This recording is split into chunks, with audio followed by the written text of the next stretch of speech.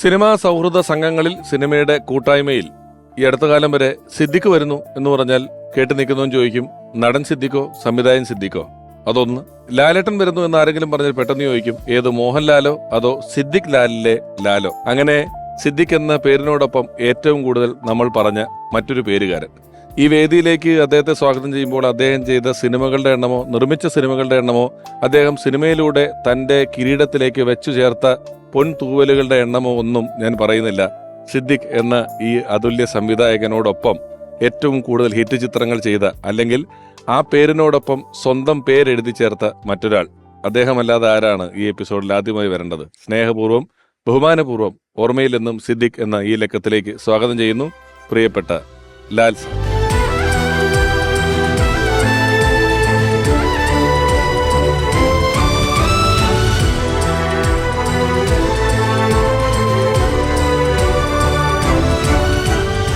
നമസ്കാരം. നമസ്കാരം. ലാൽ സാർ ഇവിടെ വരുമ്പോൾ ഒരുപക്ഷെ ഈ ഒരു പരിപാടിയുടെ തുടക്കത്തിന് ശേഷം പല സന്ദർഭങ്ങളിൽ പല കാരണങ്ങൾ കൊണ്ട് മാറ്റിവെക്കപ്പെട്ടതും, എന്നാൽ ഇങ്ങനൊരു എപ്പിസോഡ് ഇവിടെ ചെയ്യേണ്ടത് അനിവാര്യമാണെന്നും അതിൽ ലാൽ സാറിന്റെ സാന്നിധ്യം അത്യന്താപേക്ഷിതമാണെന്നുള്ള ബോധ്യത്തോടെ മാറ്റിവെക്കപ്പെട്ടതാണ്. അതിനുള്ള സമയവും സാഹചര്യവും ഒക്കെ ഇപ്പോഴാണ് എത്തിയത്. അദ്ദേഹവും ഇന്ന് പറയുകയുണ്ടായി, സിദ്ദിഖ് സാറിന്റെ വിയോഗത്തിന് ശേഷം പല അനുശോചന ചടങ്ങുകളിലേക്കൊക്കെ അദ്ദേഹത്തിനെ വിളിച്ചിട്ടുള്ളപ്പോഴൊന്നും അതിലൊന്നും പങ്കെടുക്കാനുള്ള മനസ്സ് അദ്ദേഹത്തിന് ഉണ്ടായില്ല. മനസ്സുണ്ടായില്ലെന്ന് പറഞ്ഞാൽ അതിൽ പങ്കെടുക്കുന്നത് അദ്ദേഹത്തിന് ഇഷ്ടമല്ലായിരുന്നു. ഞങ്ങളുടെ പ്രത്യേക താല്പര്യവും ക്ഷണവും അഭ്യർത്ഥനയും മാനിച്ചാണ് വന്നതിൽ വളരെ നന്ദി ഒരിക്കൽ കൂടി ഈ അവസരത്തിൽ പറയുന്നു. ഞാനിപ്പോൾ ആമുഖത്തിൽ ഇങ്ങനെ യാദൃശ്യമായിട്ട് പറഞ്ഞു, നമ്മളെപ്പോഴും സിദ്ദിഖ എന്ന് പറയുമ്പം നടനോ ഡയറക്ടറോ എന്ന് ചോദിക്കും.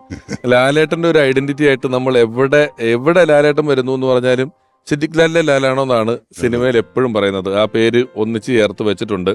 ഒരുപക്ഷെ ഇരട്ട സംവിധായകർ, എനിക്ക് ഒന്ന് രണ്ട് പേരൊക്കെ ആ സമയങ്ങളിൽ ഉണ്ടായിരുന്നെങ്കിൽ എനിക്ക് തോന്നുന്നു ഇത്ര ജനകീയരായൊരു ഇരട്ട സംവിധായകർ മലയാളത്തിൽ ആദ്യത്തേത് നിങ്ങളായിരുന്നു എന്ന് ശ്രദ്ധിച്ചിട്ടോ നോക്കിയിട്ടുണ്ടോ എപ്പോഴെങ്കിലും? ആയിരിക്കണം. അതിനുശേഷമാണ് എനിക്ക് തോന്നുന്നു അനിൽ ബാബുമാര്, അശോകൻ താഹയൊക്കെ വന്നിട്ടുണ്ടെങ്കിലും ആദ്യത്തെ ഇരട്ട സംവിധായകർ അതൊരു റെക്കോർഡാണ്. മലയാളത്തിലെ ഒരു ആദ്യത്തെ ഇരട്ട സംവിധായക ജോഡി ഇത്രയും പോപ്പുലറായത് പലപ്പോഴും സൗകര്യപൂർവ്വം നമ്മൾ പറയേണ്ട സ്ഥലങ്ങളിൽ ഒരു നർമ്മമുള്ള സിനിമയായതുകൊണ്ട് തഴയപ്പെടുന്ന പോലെ തോന്നുന്ന സിനിമ ഗോഡ് ഫാദർ. ഏറ്റവും കൂടുതൽ ഹിറ്റായിട്ടുള്ള ഒരുപാട് സിനിമകൾ നിരനിരയായി ഹിറ്റാക്കിയിട്ടുള്ള ഒരു കൂട്ടുകെട്ടാണ് ഇവരുടേത്. മിമിക്രി എന്നാണല്ലോ, സ്റ്റേജുകളിൽ വെച്ചല്ലേ സൗഹൃദം ഉണ്ടാകുന്നത്? അല്ല, അതിനു മുമ്പ് തന്നെ പരിചയമുണ്ട്. ഞങ്ങൾ രണ്ടുപേരും പുല്ലേപ്പിടിക്കാരാണ്. എറണാകുളത്ത് പുല്ലേപ്പിടി എന്ന് പറയുന്ന സ്ഥലത്തുള്ളവരാണ്. ഞങ്ങൾ ആദ്യം പരിചയപ്പെടുത്തുന്നതെന്ന് പറഞ്ഞാൽ ഫുട്ബോൾ ടൂർണമെന്റ് മാച്ചുകളിലൂടെ ആയിരുന്നു.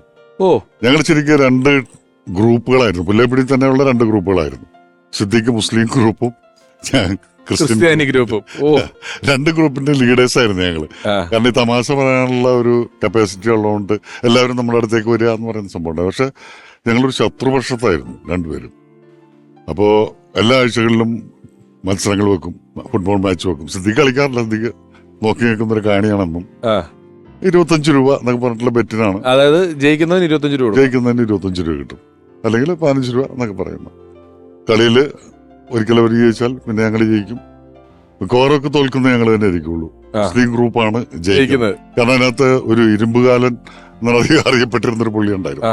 ഇരുമ്പുകാലൻ അടിക്കുന്നതിന്റെ കാലില് സാധാരണ എല്ലാവരുടെയും എന്താ പറയാ, എല്ലിന്റെ പുറത്ത് മാംസം പൊതിഞ്ഞിരിക്കുകയല്ലേ.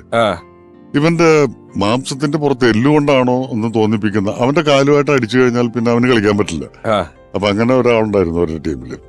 അപ്പൊ അതുകൊണ്ട് തോൽവി മിക്കവാറും ഞങ്ങളാണ് ഏറ്റുവാങ്ങിക്കൊണ്ടിരുന്നത്. അങ്ങനെയുള്ളൊരു പരിചയവും ശത്രുതയും ഉണ്ടായിരുന്നു. പരിചയപ്പെടുന്ന കഥയൊക്കെ പറയണോ? ഉറപ്പായിട്ടും പറയണം. എനിക്ക് അങ്ങനെ ഒരു പരിചയവും ശത്രുത എന്ന് പറഞ്ഞാൽ പലപ്പോഴും നമുക്ക് പരിചയമുള്ള ഒരാളെ കുറിച്ച് നമുക്ക് അറിയുന്നതിനേക്കാൾ കൂടുതൽ നമ്മുടെ ശത്രുവിനെ കുറിച്ച് നമുക്ക് അറിയാം. അത് നമ്മുടെ ഒരു വിജയത്തിന്റെ നമ്മുടെ മുന്നോട്ട് പോകുന്ന ആവശ്യമാണ്. അതുകൊണ്ട് നമ്മൾ അറിയും. ആ പരിചയപ്പെട്ടവർ അങ്ങനെയാണ് ഒരു കാര്യം ചെയ്യും. സാർ ഇരിക്കും. എങ്ങനെയായിരുന്നു പരിചയപ്പെട്ടത്? ഈ ഫുട്ബോൾ കളിയിലൊക്കെ നമ്മൾ പറയുന്നത് നമുക്ക് അറിയാം എന്നുള്ളതേ ഉള്ളൂ. അതൊരു പരിചയമാവണം, സൗഹൃദമാവണം, അതൊക്കെ ഒരു വാശിയും വൈരാഗ്യമൊക്കെ ഉണ്ടായിരുന്നു അതിനകത്ത്. അപ്പൊ ആ കാലഘട്ടത്തിൽ ഞങ്ങൾ അവിടെ ഈ സെബസ്ത്യാനോസ് പുണ്യവാളന്റെ കഴുന്ന് എന്ന് പറയുന്ന പെരുന്നാളിനോടനുബന്ധിച്ച് അവസാന ദിവസം നാടകങ്ങളും മിമിക്രി അങ്ങനെ പരിപാടികളൊക്കെ ഉണ്ടാവും. അപ്പൊ അതിനെല്ലാ വർഷവും ഞങ്ങളും നാടകം കളിക്കും, അവരും വന്നിട്ട് നാടകം കളിക്കും. അതിനകത്തും ഉണ്ടായിരുന്നു ഈ മത്സരം. അങ്ങനെ ഒരു തവണ ഞങ്ങൾ നാടകം കളിച്ചപ്പോ ഈ കംപ്ലീറ്റ് ആയിട്ട് പഠിച്ചിട്ടൊന്നും അല്ല, ഏകദേശമൊക്കെ പഠിച്ചിട്ട് പിന്നെ പ്രോംപ്റ്റ് ചെയ്ത് കൊടുക്കലാണ് മെയിൻ ആയിട്ടുള്ള പരിപാടി. സ്ക്രിപ്റ്റ് അവിടെ സൈഡിലുണ്ടാവും. അപ്പൊ ഞങ്ങൾ അന്ന് കളിച്ച നാടകത്തിന്റെ ഞങ്ങൾ ഡയലോഗിനകത്ത് കൃത്യമായിട്ട് പഠിച്ചിട്ടില്ല, 2 ദിവസത്തെ തയ്യാറെടുപ്പൊക്കെ ഉണ്ടാവുള്ളൂ.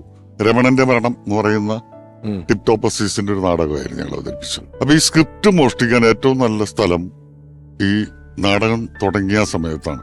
അത് തുടങ്ങുന്ന സമയത്ത് എല്ലാവരും വെപ്രാളത്തിലായിരിക്കും. അപ്പൊ സ്ക്രിപ്റ്റ് അവിടെ ഇരിപ്പുണ്ടായിരുന്നു. അത് ഇവരുടെ ഗ്രൂപ്പിലെ ആളുകൾ വന്ന് അടിച്ചു മാറ്റി. അപ്പൊ ഡയലോഗ് പ്രോംപ്റ്റ് ചെയ്ത് കൊടുക്കാൻ പറ്റണില്ല. പിന്നെ എങ്ങനെയൊക്കെ നാടകം കളിച്ച് ഞങ്ങൾ രക്ഷപ്പെട്ടു എന്ന് പറയാം വേണമെങ്കിൽ. അതൊരു വലിയൊരു ക്ഷീണവും വൈരാഗ്യമായിട്ട് കിടക്കുകയായിരുന്നു. അപ്പൊ ആ ഇടക്കാണ് സിദ്ദിഖും ഗ്രൂപ്പും കൂടിയിട്ട് എന്തോ പണം സംഭരിക്കാൻ വേണ്ടിയിട്ട് ഒരു മാജിക് ഷോ അവരുടെ സ്കൂളിൽ വെച്ചു. ദാറുൽ ഉലൂം ഹൈസ്കൂൾ സ്കൂളുണ്ട്, അവിടുത്തെ ഓഡിറ്റോറിയത്തിൽ ടിക്കറ്റൊക്കെ വിറ്റിട്ട്. അപ്പോ മജീഷ്യൻ ഒരു കിണ്ണായി, പ്രൊഫസർ കിണ്ണായി എന്ന് പറഞ്ഞ ആളുടെ മാജിക് ഷോ ആണ്. ആ കിണ്ണായിയെ കൂടി സിദ്ദിഖ് പലപ്പോഴും മിമിക്രിക്ക് പോകാറുണ്ടായിരുന്നു പരിപാടികൾക്ക്. മിക്കവാറും ഇടി കിട്ടുന്ന പരിപാടിയാണ്.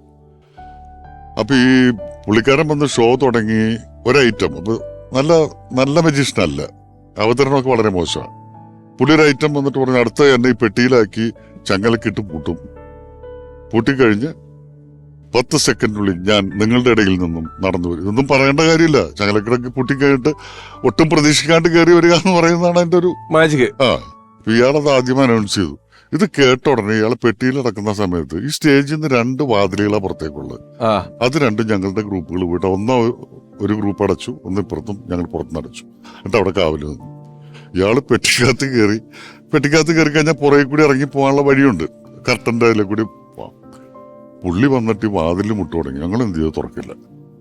അപ്പൊ ഇവരുടെ സംഘാടകർ കുറെ കഴിഞ്ഞിട്ടാണ് വരുന്നത്. അപ്പൊ ഈ ഓഡിയൻസ് മുഴുവനും പുറകോട്ട് തിരിഞ്ഞിരിക്കുക, ഇപ്പൊ കിണ്ണായി വരുമെന്ന് പറഞ്ഞിട്ട്.